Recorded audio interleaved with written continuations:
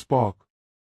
Albert Einstein Albert Einstein គឺជានិមិត្តរូបនៃប្រាជ្ញាវាងវៃនិងជាអ្នករូបវិទ្យាទ្រឹស្ដីដ៏មានឥទ្ធិពលបំផុតមួយរូបក្នុងប្រវត្តិសាស្ត្រមនុស្សជាតិដែលបានផ្លាស់ប្ដូរការយល់ដឹងរបស់យើងអំពីលំហពេលវេលានិងចក្រវាឡទាំងមូលមួយជីវិតដើមដំបូង Early Life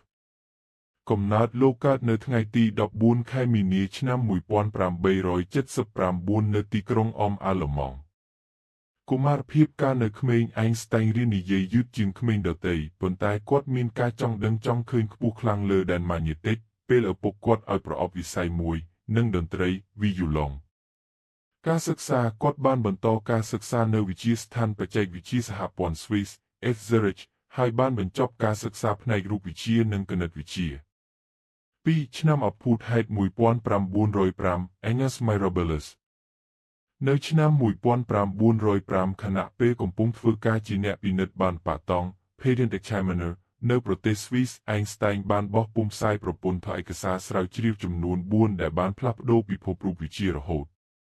បាតុភូតហ្វូតូអគ្គិសនី Photoelectric Effect ស្រាយបំភ្លឺថាពន្លឺដំណើរការជាថាមពលគ្រាប់ Quantum Photons ដែលជាគ្រឹះនៃ Quantum Mechanics ការងារនេះបានជួយឲ្យគាត់ទទួលបានពានរង្វាន់ Nobel ចលនា Brownian Motion ផ្ដល់ភស្តុតាងរវាងអត្ថភាពនៃអាតូមនិងម៉ូលេគុលទ្រឹស្ដី Relativity ទូទៅដំបូង Special Relativity បង្ហាញថាបើល្បឿនពន្លឺគឺថេរហើយពេលវេលានិងលំហប្រែប្រួលតាមល្បឿនរបស់អ្នកសង្កេតសម័យកាលថាមពលនិងម៉ាស់ EMC2 បង្ហាញថាម៉ាស់និងថាមពលអាចបំប្លែងទៅវិញទៅមកបាន Spark 2ឆ្នាំអភូតហេតុ1905 Agnes Mirabilis នៅឆ្នាំ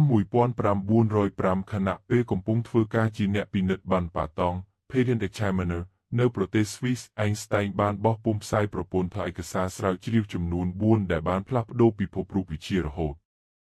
បាតុភូតហ្វូតូអគ្គិសនី Photoelectric Effect ស្រាយបំភ្លឺថាពន្លឺដំណើរការជាថាមពលគ្រាប់ Quantum Photons ដែលជាគ្រឹះនៃ Quantum Mechanics ការងារនេះបានជួយឲ្យគាត់ទទួលបានពានរង្វាន់ Nobel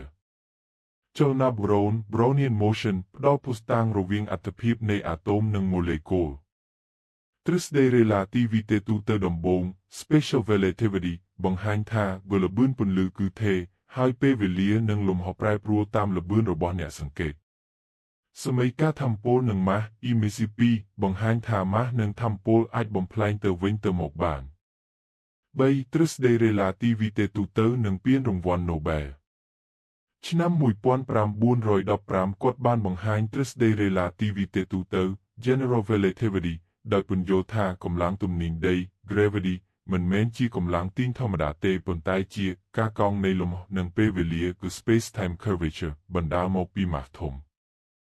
ឆ្នាំ1921គាត់ទទួលបានពានរង្វាន់ Nobel ផ្នែករូបវិទ្យា Nobel Prize in Physics សម្រាប់ការស្រាវជ្រាវជ្រោមជ្រោយនៃ Photoelectric Effect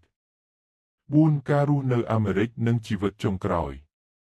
គេចផុតពីសង្គ្រាមដោយសារការកើនឡើងនៃរបបណាហ្ស៊ីអាល្លឺម៉ង់ Einstein ដែលមានដើមកំណើតជាជនជាតិជ្វីសបានភៀសខ្លួនទៅសហរដ្ឋអាមេរិកនៅឆ្នាំ1933ហើយធ្វើការនៅវិទ្យាស្ថាន Princeton Advanced Study